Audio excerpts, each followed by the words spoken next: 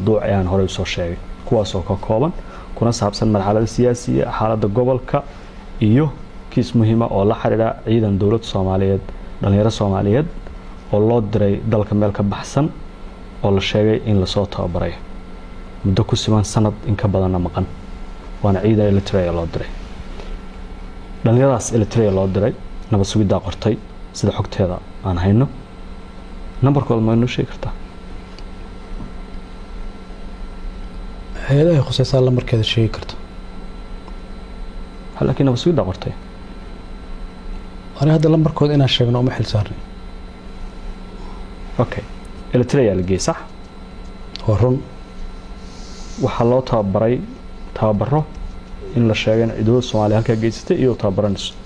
والدولة داس إلتريا كعاوسة مثل دولة كلادك عاوسة. ما فاهمين سؤال. هل كان لقي عيدك؟